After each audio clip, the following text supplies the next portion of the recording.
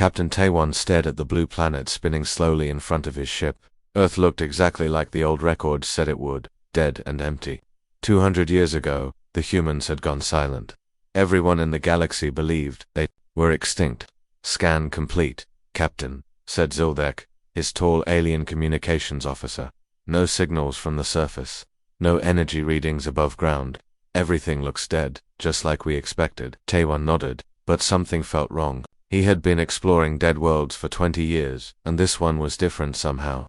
His second-in-command, Commander Suben, was frowning at her control panel. "Sir, I'm getting strange readings," she said quietly. "There are energy networks, deep underground, really deep, and they're much more advanced than anything humans should have been able to build." Taiwan almost laughed. The humans, they could barely fly to their own moon before they died out. Maybe some old machines are still running down there, but as their ship flew lower through Earth's atmosphere, the readings got stronger. There were power lines running under entire continents, fusion reactors that shouldn't exist, energy patterns that made no sense for a dead civilization. "Captain," whispered Jinho, the ship's pilot. His voice was shaking. "I don't think these city ruins are real. They look like ... like projections." The landing team beamed down to what looked like a destroyed human city. Broken buildings stretched in every direction, rusted metal and cracked concrete covered the ground. It looked exactly like what you would expect from a world that had been dead for 2 centuries.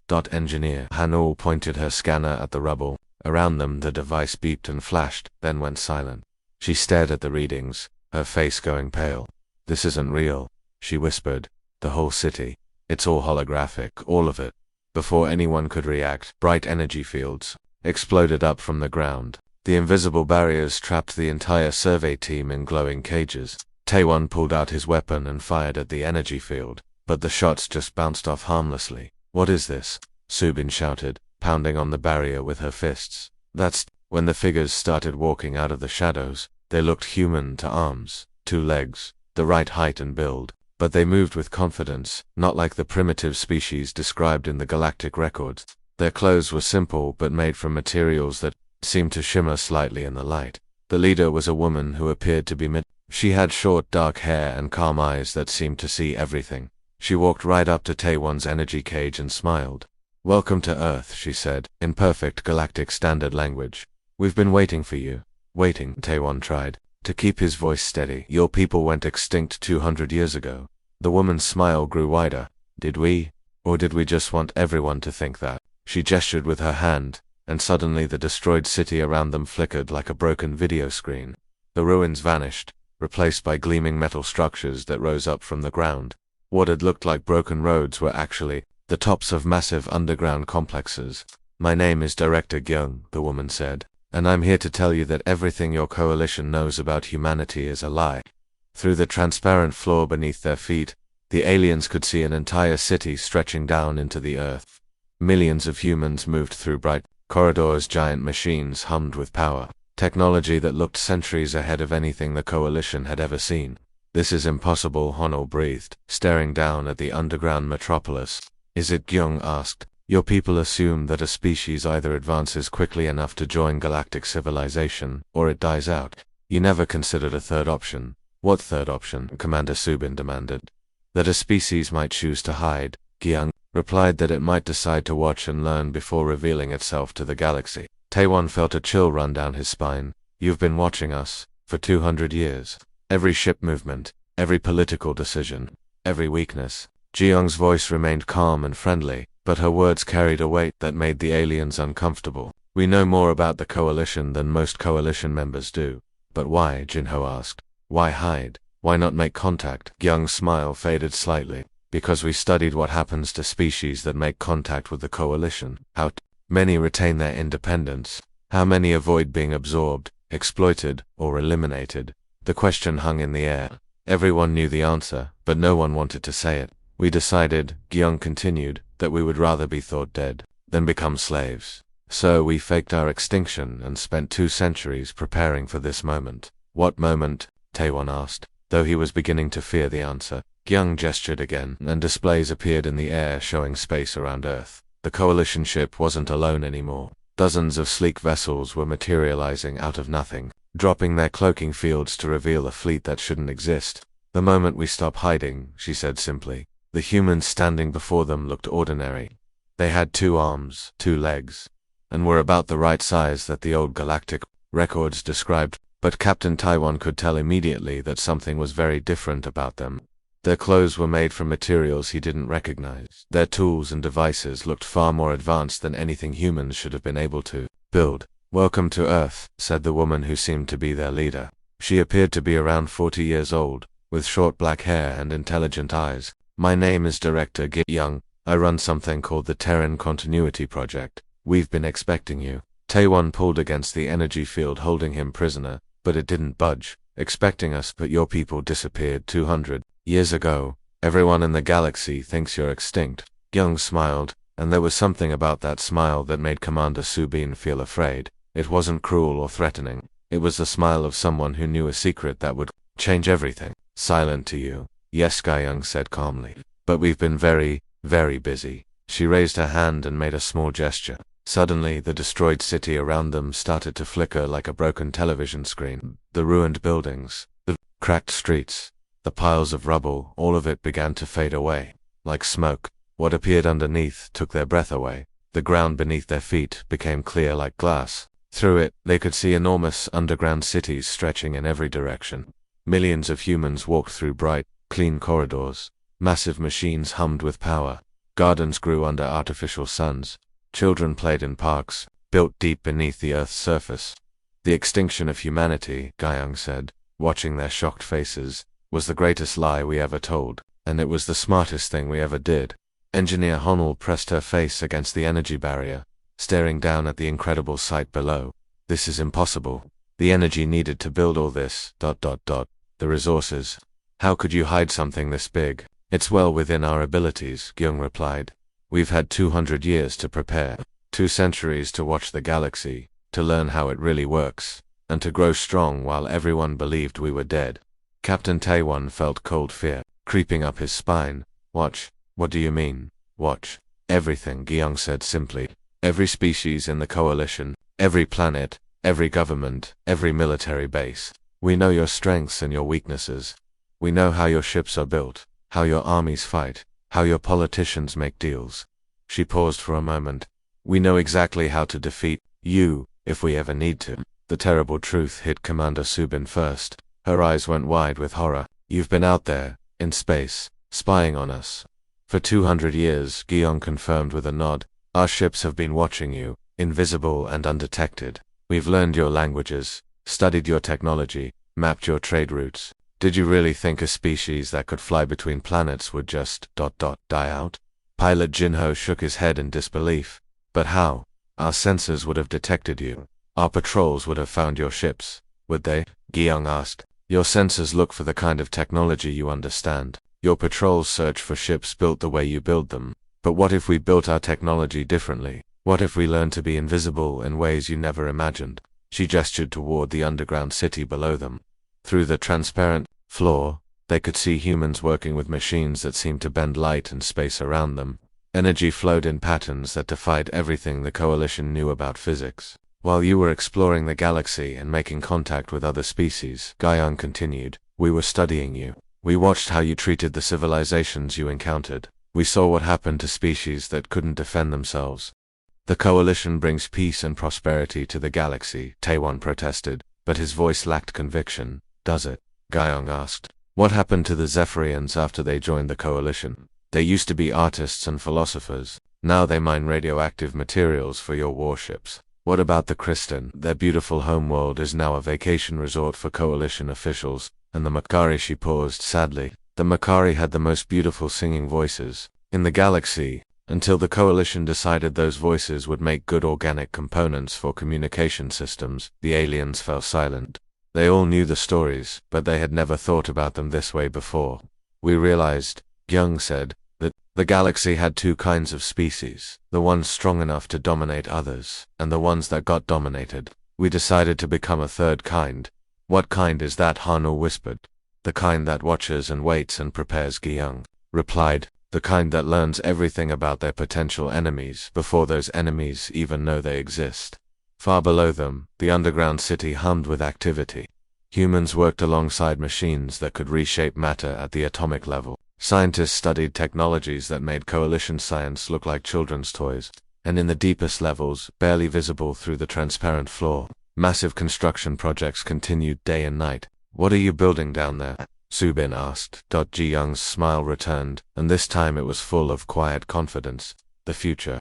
Gyong led the captured aliens through long hallways that seemed to pulse with strange energy. The walls themselves glowed softly, and Captain Taewon could hear a low humming sound that made his teeth ache. They passed through rooms where human scientists worked on projects that looked impossible. In one lab, researchers were bending light into solid shapes. In another, they were making objects disappear and reappear across the room. "What is all this?" Commander Subin whispered as they walked past a training facility where human soldiers practiced with weapons that fired beams of pure energy. "This is the Terran Continuity Project," Gyong explained without slowing down. "We started at the moment we first heard alien radio signals from space. We knew that day would change everything for humanity." They stopped in front of a massive window that looked into a room full of soldiers. The humans inside were moving, faster than should have been possible, jumping incredible distances and lifting weights that should have crushed them. "We realized we had two choices," Gyong continued. "We could reveal ourselves to the galaxy and hope for the best, or we could disappear and learn everything we could about the aliens who might one day find us. But we're not enemies, Captain," Taewon protested. "The Coalition wants peaceful contact with all intelligent species." Gyung stopped walking and turned to look at him. Her face was calm, but there was sadness in her eyes. "Captain, in the past 200 years, we've watched your coalition make first contact with 17 different species. Can you tell me how many of those species are still truly independent today?" The question hung in the air like poison gas. Taewon opened his mouth to answer, then closed it again. Commander Subin looked down at her feet. Even Pilot Jinho, who usually had something to say about everything, remained quiet. "The Zephyrians used to be artists and poets," Jinho finally said in a low voice. "Now they work in radioactive mines, digging up fuel for coalition warships. The Kristen had the most beautiful planet in their sector," Subin added reluctantly. "Now it's a vacation resort where coalition officials go to relax. And the Makari," Gyung said softly, "had voices like angels, until your coalition decided those voices would work better as parts for communication systems." They continued walking until they reached an enormous room filled with screens and displays. Star maps covered the walls, showing every coalition, world and trade route. Real-time information flowed across dozens of monitors, ship movements, political meetings, military exercises. It was more detailed intelligence than most coalition admirals had access to. "This is Manager Daehaeon," Jiang said, pointing to a young human man who was studying a display showing coalition fleet positions. "He's been tracking your military movements for 50 years.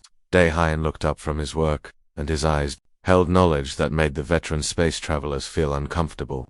He looked like he was barely 30 years old, but those eyes belonged to someone who had seen too much.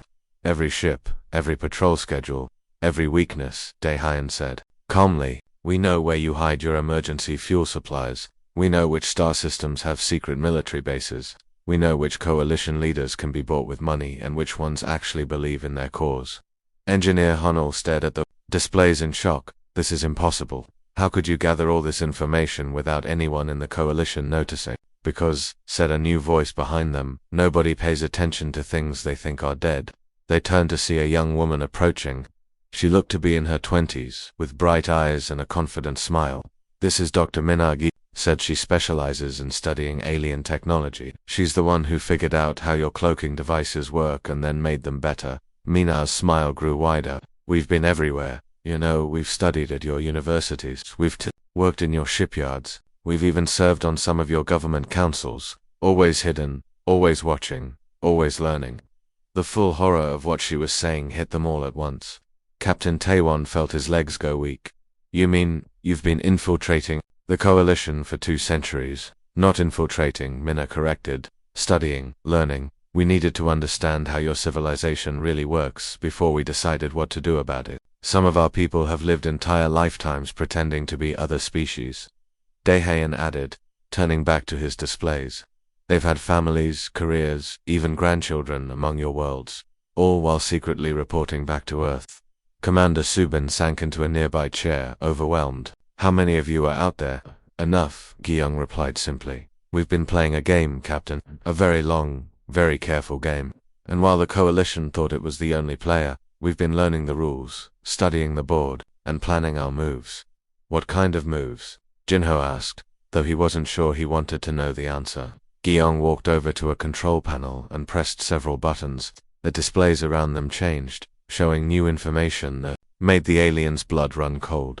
The kind that are about to change everything. Commander Subin stared at the massive screens surrounding them as they entered the new chamber. Each display showed a different view of space around Earth. She could see their Coalition ship floating in orbit, looking small and helpless. Why are you showing yourselves now? She asked. After hiding for 200 years, why reveal yourselves today? Gong walked to the center of the room where a man sat at a control station covered in blinking lights. Because we're finally ready, she said simply.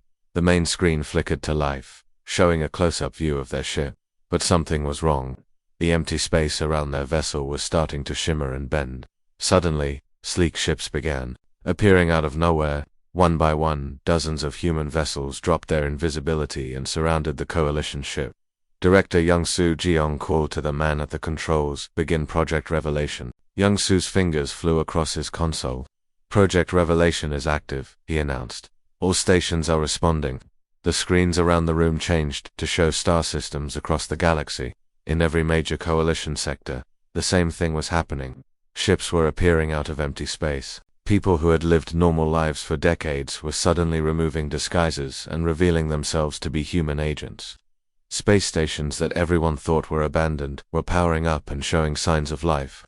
"We've been planting colonies throughout the galaxy for 150 years, Youngsu reported without looking up from his work. 37 worlds, completely hidden from Coalition sensors. Each one has been growing, developing, and preparing for this moment. Captain Taewon felt sick as he watched the displays. Everywhere he looked, human ships were revealing themselves. "This is an invasion," he whispered. "You're invading the entire galaxy." "No," Guiyang said firmly. "This is graduation day." She pointed to another set of screens that showed communication signals racing across space. "We're not attacking anyone, Captain. We're offering them a choice." The messages were going out to every species that had ever been conquered, enslaved, or exploited by the Coalition. The signals were short and simple. Humanity was offering protection, advanced technology, and friendship to anyone who was tired of Coalition rule. Dr. Mina appeared beside them, watching the communications with satisfaction. "The Zephyrians won't have to work in radioactive mines anymore," she explained. "We've invented clean energy sources that are much safer. The Kristen can have their beautiful homeworld back, and the MAKARI ... She paused sadly. "We can't bring back the ones who died, but we can make sure it never happens again." "You're starting a war," Subin said, her voice shaking. "We're ending one," Guiyang replied calmly. "A war that most species didn't even know they were fighting." The responses from across the galaxy began appearing on the screens.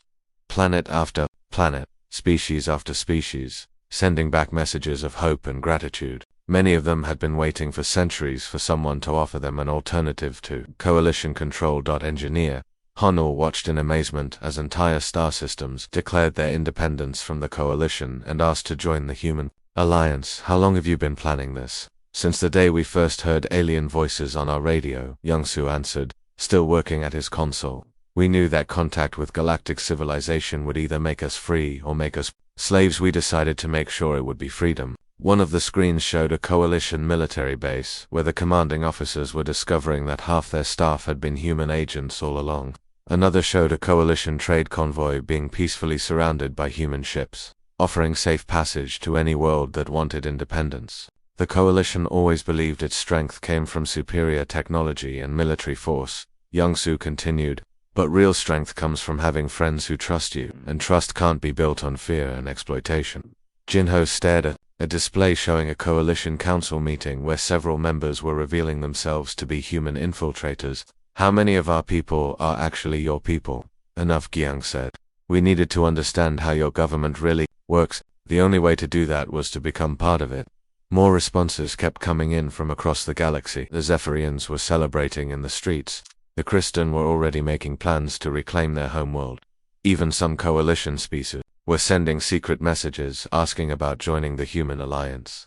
"This isn't just about military power," Mina explained, as she watched the celebrations on dozens of worlds. We're offering something the Coalition never could: genuine partnership. When we share our technology, we don't demand payment or control in return. Captain Taiwan watched his entire understanding of the galaxy crumble before his eyes.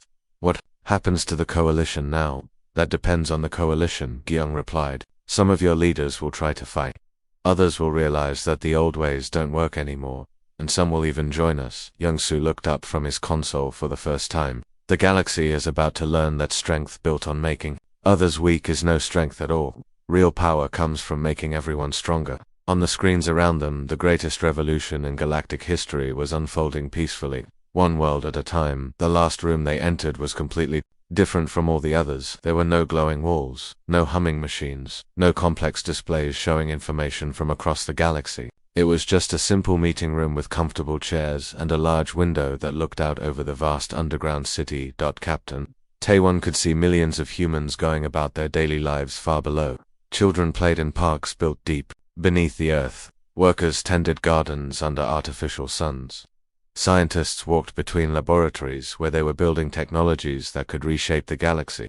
So what happens to us now? He asked as Gyung gestured for them to sit down. Gyung moved to a small table in the corner and began preparing tea with calm, steady hands.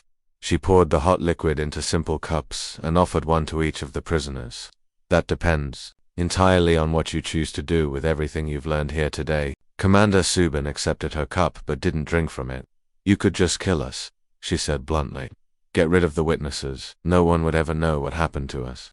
We could do that, Dr. Mina agreed as she settled into a chair across from them, but that's not who we are. We're not like the Coalition. You have three choices, Gyung continued, sitting down and taking a small sip of her tea. First, you can return to your superiors and tell them everything. Warn them about humanity's return, about our hidden colonies, about our alliances with all the species your Coalition has oppressed over the years.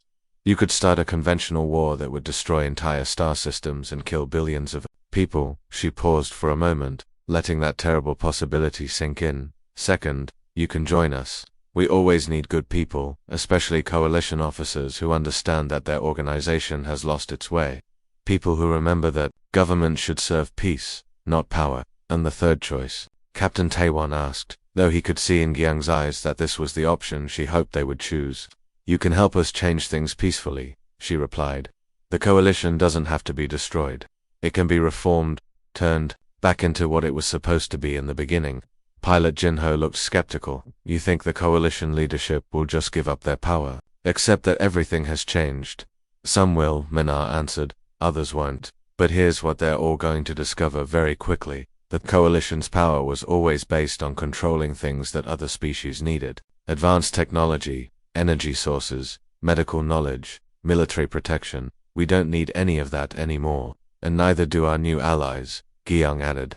Clean fusion power, faster than light communication, medical treatments that can cure diseases thought impossible to heal. We're giving all of it away for free to anyone who wants to build something better than what the galaxy has now. The implications hit Engineer Honnold first. If humanity could make every species completely self-sufficient, the Coalition would lose all its leverage overnight. No one would need to trade their freedom for protection or technology. The galaxy is about to change in ways most people can't imagine, Director Young-Soo said as he entered the room. The only question is whether that change happens through cooperation or through conflict. Captain Taiwan set down his teacup and looked carefully at each of his crew members. They had come to this system expecting to catalogue another dead world and file a routine report. Instead, they had discovered that an entire species had been playing a game more complex than anything in galactic history. If we help you, he said slowly, what guarantee do we have that humanity won't just become the new Coalition? That you won't end up oppressing other species the way the Coalition does now? Gyung smiled, and for the first time since they had met her, the expression looked completely genuine and warm. Because we've already started giving away our most powerful weapon, which is what Suben asked. The truth, Gyung replied. The truth about what the Coalition really is, what it's done to countless species, and what the galaxy could become instead. We're not trying to rule anyone, Captain. We're trying to make sure that no one ever has to be ruled again. The transparent walls, they could see the enormous underground city where millions of humans had lived and worked in secret for 2 centuries. But now they could also see something else. Members of other species working alongside the humans. Zephyrians, Kristen, survivors of the Makari, and dozens of other races, all contributing to humanity's impossible project. Look around you, Minna said, gesturing toward the window. We're not building an empire, we're building a partnership. The sky didn't crack open because we revealed our ships, Gyung added, standing and walking to the window. It cracked open because the lie that held it together finally broke apart. Outside they could see ships rising from hidden launch facilities, carrying messengers to every corner of the galaxy. Each ship carried the same message. The age of the coalition was ending not because of war or conquest, but because there was finally a better alternative. Welcome, Jiang said, turning back to face them with hope shining in her eyes. To the galaxy as it was always meant to be. Captain Taewon looked at his crew one more time, then back at the humans who had just changed everything. The choice was theirs to make.